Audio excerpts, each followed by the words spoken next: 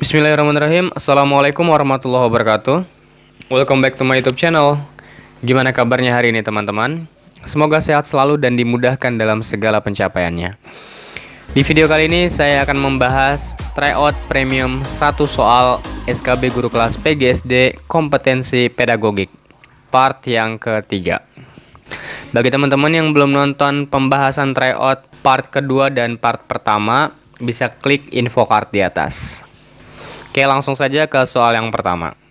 Diagnosis kemampuan awal atau recognition of prior learning merupakan salah satu variabel penting dalam A. Evaluasi pembelajaran, B. Media pembelajaran, C. Karakteristik peserta didik, D. Menentukan desain pembelajaran, atau E. Pembuka pelajaran. Jawaban yang benar adalah yang D, menentukan desain pembelajaran. Desain pembelajaran adalah praktik penyusunan media teknologi komunikasi dan isi untuk membantu agar dapat terjadi transfer pengetahuan secara efektif antara guru dan peserta didik. Proses ini berisi penentuan kemampuan awal dari pemahaman peserta didik, perumusan tujuan pembelajaran, dan merancang perlakuan berbasis media untuk membantu terjadinya transisi. Soal yang ke-22, Pak Anto Himawan melakukan pemeriksaan atau monitoring terhadap pengetahuan awal peserta didik yang diketahui salah atau faulty prior knowledge secara periodik, sehingga hal-hal yang tidak diinginkan dan akan berakibat pada hasil pembelajaran yang tidak optimal bisa dihindari. Yang dilakukan oleh Pak Anto Himawan disebut dengan A. Strategi mengidentifikasi kemampuan awal peserta didik, B. Strategi penentuan urutan materi pembelajaran, C. Strategi menganalisis skema peserta didik, D. Strategi mengaktifasi kemampuan awal peserta didik, atau E. Strategi mengevaluasi peserta didik. Jawaban yang benar adalah yang D. Strategi mengaktifasi kemampuan awal peserta didik. Kemampuan awal merupakan hasil belajar yang didapat sebelum mendapat kemampuan yang lebih tinggi. Kemampuan awal siswa merupakan prasyarat untuk mengikuti pembelajaran sehingga dapat melaksanakan proses pembelajaran dengan baik. Soal yang ke-23, ada siswa yang menunjukkan kurang bergairah belajar di kelas Anda. Terkait dengan hal ini, tindakan yang Anda lakukan sebagai guru adalah A. Membiarkan saja karena sangat mungkin siswa tersebut tidak berminat pada mata pelajaran. B. Mengingatkan, namun bila tidak ada kemajuan, abaikan saja dan fokus pada siswa-siswa lain yang menunjukkan kemajuan. C. Membangkitkan semangat siswa itu untuk belajar, walaupun kemajuannya sedikit. D. Menggunakan berbagai cara untuk membangkitkan semangat belajarnya. Atau E. Memahami kondisi siswa tersebut, berusaha terus menemukan cara membangkitkan semangat belajarnya. Jawaban yang benar adalah yang E. Memahami kondisi siswa tersebut, berusaha terus menemukan cara membangkitkan semangat belajarnya. Untuk opsi A, tindakan atau sikap seperti ini adalah tindakan yang tidak tepat karena guru mencerminkan sikap ketidakpeduliannya terhadap siswa. Jawaban B juga kurang tepat karena di sini guru hanya mengingatkan di awal saja. Namun selebihnya guru tidak lagi berfokus pada siswa tersebut dan mengabaikannya. Semestinya guru harus berusaha terus-menerus untuk membangkitkan semangat siswa sehingga dia dapat belajar dan mengikuti pelajaran dengan baik. Untuk jawaban C, membangkitkan semangat siswa itu untuk belajar walaupun kemajuannya sedikit. Jawaban C adalah jawaban yang hampir benar. Begitupun juga dengan jawaban D, menggunakan berbagai cara untuk membangkitkan semangat belajarnya. Jawaban C dan jawaban D adalah jawaban yang hampir benar, namun Yang lebih tepat ketika guru ingin memberikan semangat belajar kepada siswa adalah harus mengetahui terlebih dahulu kondisi siswa tersebut, sehingga mudah bagi seorang guru untuk menemukan cara dalam membangkitkan semangat belajar siswa. Soal yang ke-24, ketika pelajaran bahasa Indonesia sedang berlangsung hikmat dan guru sedang menjelaskan materi tentang puisi dan sajak-sajaknya, di pojok belakang bagian kanan kelas terdapat 2 orang siswa yang sedang ribut dan tiba-tiba berkelahi. Maka sebagai seorang guru, apa yang seharusnya dilakukan? A. Tetap menjelaskan pelajaran karena siswa lain sedang memperhatikan penjelasan guru di depan kelas. B. Menghubungi kepala sekolah untuk segera menindaklanjuti persoalan tersebut karena materi pelajaran sedang disampaikan dan tidak ada waktu untuk mengurusi kedua siswa tersebut. C. Menghukum dan memberikan sanksi agar kedua siswa tersebut tidak mengulangi perbuatannya. D. Menanyakan sebab terjadinya kejadian tersebut kepada siswa yang bersangkutan, memberikan solusinya dan menyuruhnya berdamai, lalu menasihatinya dengan bijak, serta memberikan peringatan agar tidak mengulangi kesalahan yang sama. Atau E. Memarahi kedua siswa tersebut dan menyuruhnya keluar dari kelas karena mengganggu pelajaran. Jawaban yang paling tepat adalah yang D. Menanyakan sebab terjadinya kejadian tersebut kepada siswa yang bersangkutan, memberikan solusinya dan menyuruhnya berdamai, lalu menasihatinya dengan bijak, serta memberikan peringatan agar tidak mengulangi kesalahan yang sama. Jawaban D adalah jawaban yang paling tepat untuk menyikapi permasalahan ini. Untuk jawaban A, sikap seperti ini dinilai tidak peduli terhadap masalah yang ada di dalam kelas. Jawaban B, kita tidak perlu menghubungi kepala sekolah. Justru dengan menghubungi kepala sekolah, guru tersebut dinilai tidak mampu mengelola kelasnya dengan baik. Jadi masalah tersebut harusnya diselesaikan oleh guru yang bersangkutan saja. Kemudian untuk jawaban C, sedikit lebih baik dari jawaban A dan B untuk memberikan efek jera kepada siswa. Namun tetap saja kita pilih jawaban yang paling tepat. Jawaban E, memarahi kedua siswa tersebut dan menyuruhnya keluar kelas. Hal ini akan membuat siswa kehilangan pelajarannya dan bisa tertinggal materi pelajaran pada pertemuan tersebut. Dan itu tentunya akan merugikan bagi siswa. Soal selanjutnya, soal yang ke-25. Siswa yang kurang mampu menguasai diri sering membuat keributan di kelas dan sering tidak masuk karena kurang diperhatikan oleh guru. Gejala tersebut merupakan stres yang disebabkan oleh faktor A. Iklim kehidupan keluarga, B. Fisik biologik, C. Pekerjaan, D. Psikologi, atau E. Fisik. Jawaban yang benar adalah yang D. Psikologi. Ada beberapa faktor psikologi dalam proses belajar. Di antaranya, 1. Kecerdasan atau intelijensi siswa adalah kemampuan psikofisik untuk mereaksi rangsangan atau menyesuaikan diri dengan lingkungan dengan cara tepat. 2. Minat adalah penerimaan akan suatu hubungan antara diri sendiri dengan sesuatu di luar diri. Semakin kuat atau dekat hubungan tersebut, semakin besar minat. 3. Bakat adalah kemampuan potensial yang dimiliki seseorang untuk mencapai keberhasilan pada masa yang akan datang. 4. Sikap siswa adalah gejala internal yang berdimensi afektif berupa kecenderungan untuk mereaksi dan merespon tendensi dengan cara relatif tetap terhadap objek orang, barang, dan sebagainya, baik secara positif maupun negatif. 5. Motivasi adalah keadaan internal organisme yang mendorongnya untuk berbuat sesuatu. Dalam pengertian ini, motivasi berarti pemasok daya atau energizer untuk bertingkah laku secara terarah. Soal yang ke-26. Dewi mampu mengenali suasana hatinya dan mampu beradaptasi ketika berada pada lingkungan baru.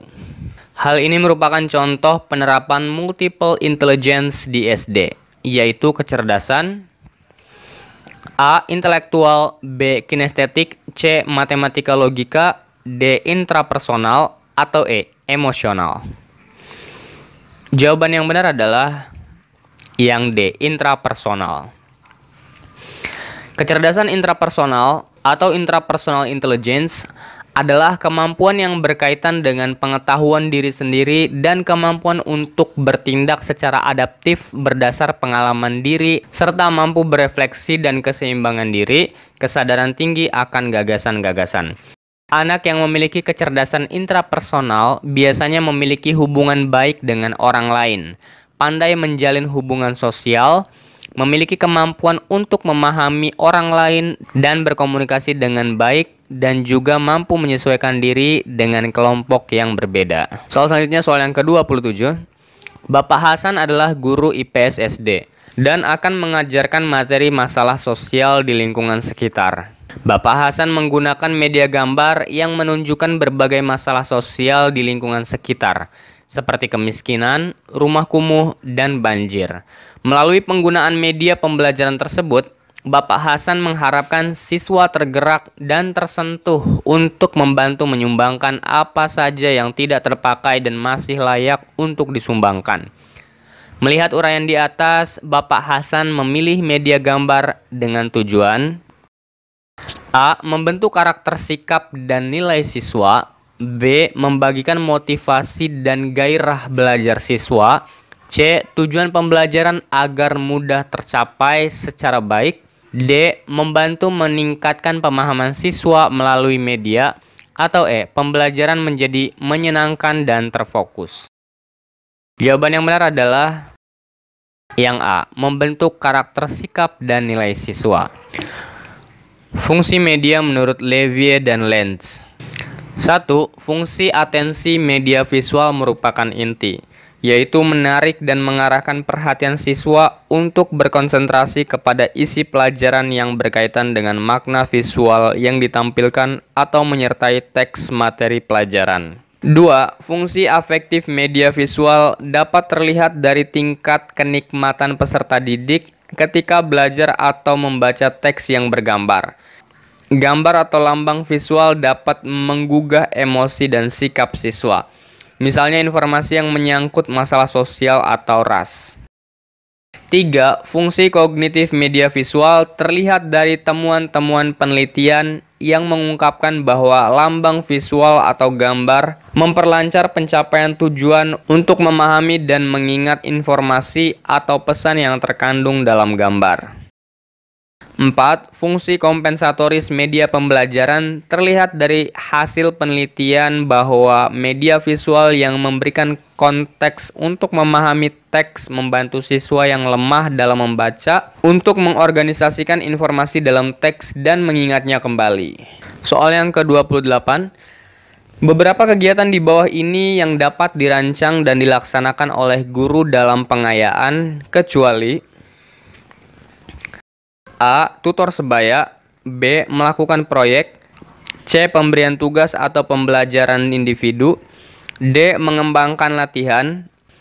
Atau E. Memberikan permainan, masalah, atau kompetensi antar siswa. Jawaban yang benar adalah yang C. Pemberian tugas atau pembelajaran individu. Berikut ini adalah beberapa kegiatan pengayaan yang dapat dilakukan. 1. Tutor sebaya. 2. Mengembangkan latihan. 3. Mengembangkan media dan sumber pembelajaran. 4. Melakukan proyek. 5. Memberikan permainan, masalah, atau kompetensi antar siswa. Jadi, yang tidak termasuk kegiatan yang dirancang oleh guru dalam pengayaan adalah pemberian tugas atau pembelajaran individu. Soal ke-29. Dalam menggunakan media pembelajaran PKN, maka berikut ini yang tidak perlu diperhatikan adalah A. Satuan pendidikan SD dengan kelas rendah dan kelas tinggi. B. Karakteristik siswa SD. C. Pembelajaran lebih menekankan pada pengalaman dan pembiasaan. D. Pengetahuan dan pengertian yang kompleks dari siswa. Atau E. Kesesuaian dengan materi pelajaran. Jawaban yang benar adalah yang D. Pengetahuan dan pengertian yang kompleks dari siswa. Ada beberapa kriteria umum yang perlu diperhatikan dalam memilih media, yaitu 1. Kesesuaian dengan tujuan, instructional goals. Perlu diketahui tujuan pembelajaran apa yang ingin dicapai dalam suatu kegiatan pembelajaran. Kemudian bisa dianalisis media apa saja yang cocok guna mencapai tujuan tersebut. 2. Kesesuaian dengan materi pembelajaran, instructional content, yaitu bahan atau kajian apa yang diajarkan pada program pembelajaran tersebut. Pertimbangan lainnya dari bahan atau pokok bahasan tertentu sampai sejauh mana keadaan yang harus dicapai. Dengan demikian, kita bisa mempertimbangkan media apa saja yang sesuai untuk menyampaikan bahan tersebut. 3. Kesesuaian dengan karakteristik pembelajaran atau peserta didik. Dalam hal ini, media haruslah familiar dengan karakteristik peserta didik atau pendidik, yaitu mengkaji sifat-sifat dan ciri-ciri media yang akan digunakan.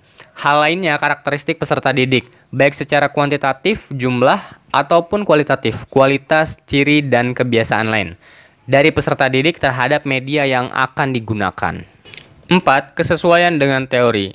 Pemilihan media ini harus didasarkan atas kesesuaian dengan teori.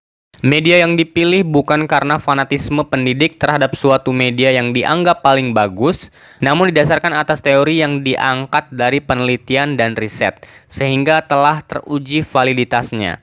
Pemilihan media harus merupakan bagian integral dari keseluruhan proses pembelajaran yang fungsinya untuk meningkatkan efisiensi dan efektivitas pembelajaran. 5. Kesesuaian dengan gaya belajar peserta didik. Kriteria ini didasarkan atas kondisi psikologis peserta didik, bahwa peserta didik belajar dipengaruhi pula oleh gaya belajar peserta didik. 6. Kesesuaian dengan kondisi lingkungan, fasilitas pendukung, dan waktu yang tersedia. Bagaimanapun bagusnya sebuah media, apabila tidak didukung oleh fasilitas waktu yang tersedia, maka kurang efektif. Media juga terkait dengan user atau penggunanya, dalam hal ini pendidik. Jika pendidik tidak memiliki kemampuan untuk menggunakan media tersebut dengan baik, maka akan sia-sia. Begitu juga fasilitas lainnya. Soal selanjutnya, soal yang ke-30. Jean Piaget adalah seorang filsuf, ilmuwan, dan psikolog perkembangan Swiss yang terkenal karena hasil penelitiannya tentang anak-anak dan teori perkembangan kognitifnya. Menurutnya, anak usia kelas 1 SD berada pada tahap operasi konkret. Dalam belajar matematika, siswa sudah dapat A. Mengelompokkan benda-benda konkret berdasarkan warna, bentuk, dan ukuran. B. Mengelompokkan bilangan bulat dan bilangan pecahan. C. Mengelompokkan bilangan real dan imajiner. D. Mengelompokkan bilangan habis dibagi dan bilangan tidak habis dibagi. Atau E. Mengelompokkan bilangan-bilangan prima. Maka jawaban yang benar adalah yang A. Mengelompokkan benda-benda konkret berdasarkan warna, bentuk, dan ukuran.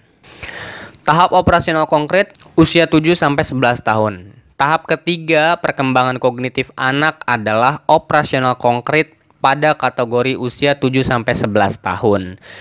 Berikut adalah ciri-ciri perkembangan di tahap ini. 1. Sudah mampu mengelompokkan objek atau situasi tertentu dan mengurutkan sesuatu. 2. Kemampuannya dalam mengingat dan berpikir logis juga semakin meningkat. 3. Memahami konsep sebab akibat secara rasional dan sistematis. 4. Mulai dapat belajar membaca dan matematika. Dan yang kelima, sikap egosentrisnya semakin berkurang secara perlahan.